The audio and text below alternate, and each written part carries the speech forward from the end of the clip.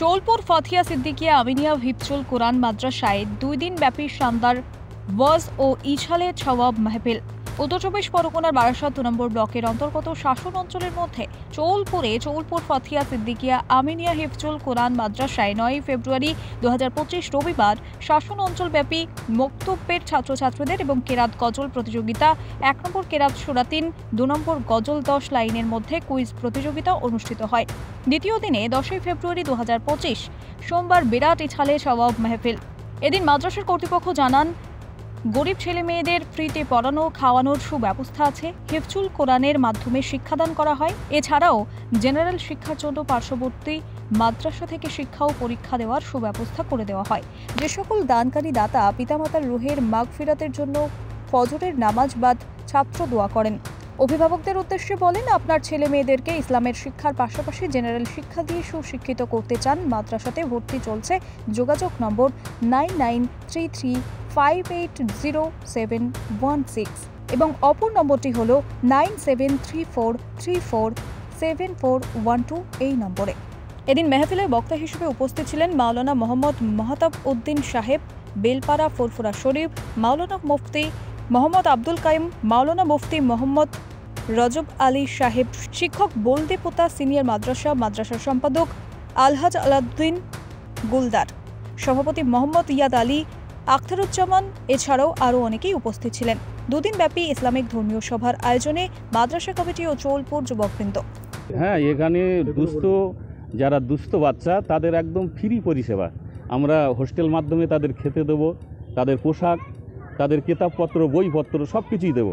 এবং আমাদের শুধু যে এই মেনু শেষ তা নয়, আমরা গভীর চিন্তায় আছি আগামী দিনে আমাদের মাদ্রাসাটাকে আরও উন্নতির জায়গায় নিয়ে আমরা এখানে খারিজি বিভাগ খুলব। সেখানে আলেম হবে, এখান থেকে ছেলে আলেম হয়ে তারা আপনার মাধ্যমিক আলেম পাশ করলে তারা 11-12 আপনার কামেল ফাজিল টাইটেল তারা কমপ্লিট করবে। এবং যদি তারা মনে করে যে আমরা আরও বেসিক নিয়ে কিছু পড়ব, তাতে করে আপনার কলেজেও ভর্তি হতে পারবে বিভিন্ন দিকে। আমরা সেই আশায় আমরা খুব আশান্বিত এবং আমাদের প্রচেষ্টা আমরা জোর কদমে এগিয়ে যাচ্ছি। এবং নূতন করে আমাদের একটা উদ্যম যে আমরা এই মাদ্রাসাটা আগামী দিনে যেন এমন একটা শীর্ষস্থানে নিয়ে যেতে পারি, জাতির জন্য যেন শিক্ষার একটা বিরাট পরিকাঠামো এখানে তৈরি হয়। আপনি আমাকে যে কথাটা বললেন, যেটা আমি পরিষ্কার বুঝতে পারলাম যে এই এলাকা আগে অনেক উত্তেজিত ছিল। দেখেন, মাদ্রাসা হচ্ছে এমন একটা জায়গা যে মাদ্রাসা থেকে মানুষকে এমন একটা শিক্ষা দেওয়া হয়।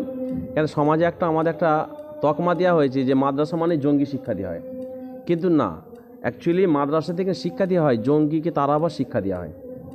মাদ্রাসায় শিক্ষা অর্জন করলে যে আমরা এই ভারতের জমিনে হিন্দু মুসলমান বসবাস করছি, কীভাবে বসবাস করব সেটা হচ্ছে মাদ্রাসাতে শিক্ষা দেওয়া হয়।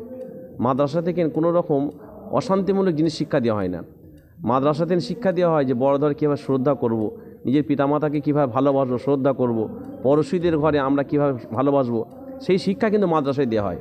যেটা স্কুল কলেজে এই মাদ্রাসার মতো শিক্ষা দেওয়া হয় না। স্কুল কলেজে শিক্ষা দেওয়া হয় আধুনিক শিক্ষা দেওয়া হয়, কিন্তু মাদ্রাসা শিক্ষা এমন একটা দেওয়া হয় আধুনিক এবং পরবর্তীতে যাতে মানুষ শান্তির সঙ্গে থাকতে পারে। আমি আজকে এই চোলপুর ফাতিয়া সিদ্দিকিয়া আমিনিয়া হিফজুল মাদ্রাসা এসেছি। এসে আমি দেখলাম মাশাআল্লাহ এখানে অনেক ছাত্র আছে এবং এটা আমি শুনলাম যে এখানে এবার হোস্টেল খোলা হয়েছে। আমি এলাকার মানুষকে এবং আপনাদের মিডিয়ার মাধ্যমে সকলকে একটু বার্তা দেবো যাতে মাদ্রাসার দিকে আপনারা একটু ভালোবাসার দরদ দিয়ে একটু আপনারা দেখেন। কেন এই মাদ্রাসা পরিকাঠামো আমি অল্প সময়ের মধ্যে যেটা দেখলাম অনেক উন্নতি করেছে, কিন্তু অনেক মাদ্রাসা মানে অনেক আছে করে খাবার ধান্দা করে, কিন্তু সেইটা কিন্তু আমি এখানে পেলাম না এখনও পর্যন্ত। আমি জানি না, যা আল্লাহ পাক বেহেতার জানে কেন তেমন কোনো পরিচয়। হ্যাঁ, তো যাই হোক, মাদ্রাসা আমরা করব যাতে পরবর্তীতে আখিরাতে শান্তির জন্য, তাতে এখানে শিক্ষক বলেন, কমিটি বলেন, সকলের একটা উদ্দেশ্য থাকবে যে আমরা একটাই উদ্দেশ্যে আমরা মাদ্রাসা চালাবো, যাতে আমাদের এই কর্মের মাধ্যমে আমরা আল্লাহ রসুল খুশি হয়। আগামীতে আল্লাহ পাক যেন এই মাদ্রাসাকে আরও উন্নতি করে। আর এলাকা মানুষকে বলবো, আপনারা এই মাদ্রাসার দিকে একটু সাহায্য করবেন। অর্থ দিয়ে যদি সাহায্য নাও করতে পারেন, কমসে কম দোয়া দিয়ে সাহায্য করেন, মেহনত দিয়ে সাহায্য করেন, ব্যাস এটাই আমি কামনা করব। এছাড়া আমাদের কিরাত গজল কম্পিটিশান অর্থাৎ প্রতিযোগিতা, সেটা আমরা আগামী মানে গতকালকে শেষ করলাম। তাতে খুব আকর্ষণীয় পুরস্কার ছিল। আমরা কানের টপ বা সোনার কানের টপ, কাদেরকে দেওয়া হয়েছে? ওগুলো যারা কম্পিটিশানে ফার্স্ট সেকেন্ড, কুইজের ক্ষেত্রে না গজলের ক্ষেত্রে বলুন? কেরাত এবং গজল আমরা প্রতিযোগিতায় সোনার টপ রেখেছি, 1 জোড়া করে 2 জোড়া। যারা ফার্স্ট হয়েছে তাদেরকে আমরা দিয়েছি। ওটা কি ছেলে মেয়েদের অংশ? হ্যাঁ, ছেলে মেয়ে উভয়ই ছিল। এবং আমরা কুইজ করেছিলাম, তৎক্ষণাৎ কুইজ, মানে যে অ্যান্সার দেবে সঙ্গে সঙ্গে তাকে দেওয়ার হাতে হাতেই পুরস্কার। সেটা আমরা একটা সুন্দর আকর্ষণীয় একটা প্লেট দিয়েছি।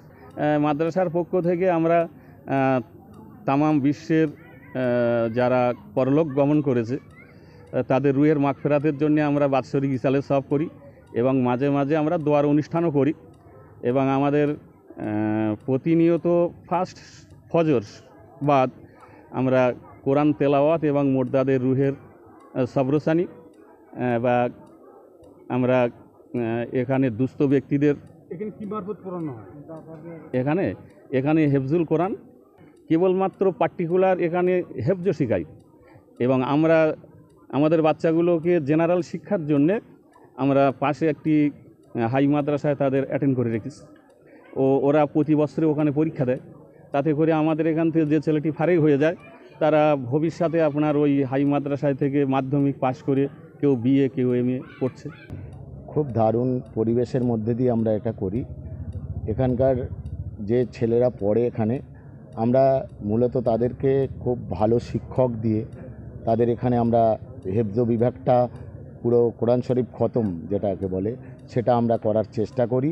পাশাপাশি আমরা এখানে একটা সিনিয়র মাদ্রাসা আছে আমাদের, সেখানে ওদেরকে ভর্তি করি এবং ওরা যখন হেফজটা শেষ করে তখন ওদের সিনিয়র মাদ্রাসায় ক্লাসটাও এগিয়ে যায়। তারপরে ওরা আবার মাধ্যমিক দিল, উচ্চ মাধ্যমিক দিল, বিএ দিল, তারপরে ওরা এমএও করতে পারে। হ্যাঁ, এইভাবে ওদের শিক্ষাটাকে আমরা এগিয়ে নিয়ে যাই। তাদের পড়ানোর জন্য আমাদের গ্রামের মানুষ বিরাটভাবে সচেষ্ট। আমরা এই জলসাবাদ এখানে আমাদের পড়ানোর জন্য আপাতত 2 জন শিক্ষক আছেন এবং মক্তবে পড়ানোর জন্য আরও 2 জন আছেন। আমরা জলসাবাদ আরও কিছু শিক্ষক আমরা এখানে নিয়োগ করব। এদের খুব উচ্চমানের শিক্ষা দেওয়ার জন্য আমাদের গ্রামবাসীর পক্ষ থেকেও আবেদন করা হয়েছে। আমরা সেই আবেদনে সাড়া দিয়ে আমরা চেষ্টা করছি আগামীতে বাচ্চাগুলোকে যাতে সুশিক্ষায় শিক্ষিত করে তাদেরকে আগামীতে বিভিন্ন জায়গায় তারা সমাজের দেখুন, আমরা যে যাই কাজ করি আমাদের প্রথম হচ্ছে আমাদের মৃত্যু তো হবেই, আমাদের পরকালের কাজ করতে হবে। আমরা সেই জন্যে সবাই, আমার এই মাদ্রাসা যখন প্রতিষ্ঠা হয়, এই আমাদের সম্পাদক মহাশয় হাজি সাহেব উনি এই সম্পূর্ণ জমিটাই দান করেছিলেন। তারপরে গ্রামবাসীরাও কিছু কিছু দান করেছেন। গ্রামের মানুষরা পরিশ্রম করে মাথায় করে মাটি বয়ে এই জায়গাটা ছিল জলকার, এটা ভর্তি করেছে। গ্রামের মানুষের বিরাট উদ্যোগ। আমরা চাই সেই উদ্যোগটাকে আমরা যাতে সাফল্যমণ্ডিত করে এখানে থেকে ছেলেদের ভালোভাবে শিক্ষা দিয়ে তাদের সমাজে সেবা করার বা তারা সমাজ যাতে সুষ্ঠুভাবে ইসলামী শরিয়াত অনুযায়ী চলে সেই শিক্ষা তারা মানুষকে দিতে পারে, সেই জন্য আমরা বদ্ধপরিকর।